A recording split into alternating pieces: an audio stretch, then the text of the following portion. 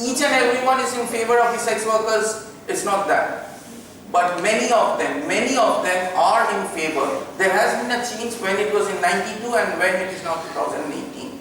And because we have also an advocacy team who is doing a whole lot of advocacy with all policymakers, with the administrators and everyone, and they are taking active role in our programs. So if you remember, there's another thing. The whole idea of the collective is also, there is a collective voice. That voice is of 60,000 people. It's not a small number. In India, where electoral politics is very strong, it's 60,000 votes at the least. So the minister would be interested, various political parties would be interested, other people, intellectuals would be interested.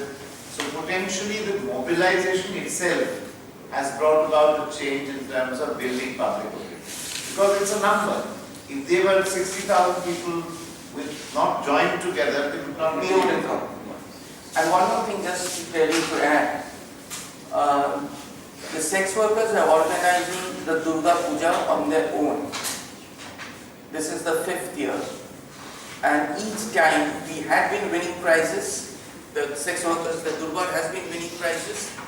And you would see the maximum crowd coming to Shonagachi for this Durga Puja. You read that in the newspapers and everything. They can also go. If anyone is staying here, welcome. Because during Durga Puja, everyone generally goes back home. But if you're over here, give us a call. We'll just take you. Open invitation for Durga Puja. Take it up. Yes. I saw in your table the number of the women who want to make it the work as a profession is increasing from 2013 to 20. How can you explain that? Okay. The thing is, first of all, no, that's the STI going down, but the other things that is going up because the population is rising. There's no job. As long as you take all precautionary measures to stay away from all these occupational health problems, that is where Durbar is propagating the sex work. If you don't mind, go to the slide. Okay. Other people will not know what we discuss. This one? Yeah. Right? This one? Yeah. So they are now understanding that this could be organized as a work. There is an easy, I'll just give you one example. During the Durga Puja, since all of you are adults, we generally, how much do they charge per shot? Someone charges around around 500 rupees. During Durga Puja, each day, that's a 5-day puja, they get around, some of them get around 30 to 35 clients per day. So you can understand the amount of money they are getting, number one. Number two is now the amount of police rate and everything has gone down. Because they are members of Durbar and they are following all the precautionary measures of using condom with all the clients. So in that way they are taking up this profession. I think he was also asking why are they not looking at alternate professions? The alternate which I told you before is in between. You go for a domestic work, you go for a construction work. The thing is, even in construction work, if you do not have sex with your supervisor, you are not being paid for that day or you do not get a job for that day. In domestic work, these are some incidences which are happening in India. In West Bengal, forget about India. In domestic work, they are facing sexual harassments from the employers. So when they are getting it indirectly from there, why not go and earn money through this profession?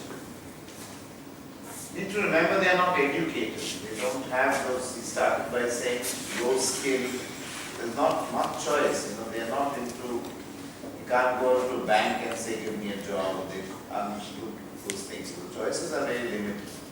But in your institution, you have to find another job, like a good job. Fine. A good job. If there are scopes, if there are scopes, we can give them some training. If there are scopes of getting a good job, The problem is job itself is limited. No, but you did talk about beauty parlors, so maybe. Yeah, that's one. But beauty parlors, how many can we build up? And there are 60,000 members. So beauty parlor could be 10, 15, and mainly, the children of sex workers, we are trying to, at least the children of sex workers do not get involved in this sex trade. So we are giving more stress on them to do out something else. Yes? I want to know how their family react to their work. Are they supportive? Do they have still contact with their families? Those who are staying in brothel, they generally what they do is they send money to their families at the end of the month. Those who are coming regularly on regular basis, those who do not stay in the brothels, they generally tell in their to the families that we are going to work in some shops or something like that. Few of them, very few of them tell them that we are going for this profession. But those who are sending money, at least in 50% of cases, their families know about that, about their profession. But since they are looking after their families through this profession, so they have nothing to say. And even, many of them, what are they doing is like many of their children have become, one of their children has become a doctor also, just because through this they have earned the money and she has helped him to, for that education. So in that way, there's no hassle in that. Any other questions? Otherwise, we move to Dr. Daba. Dr. Daba is coming from 12th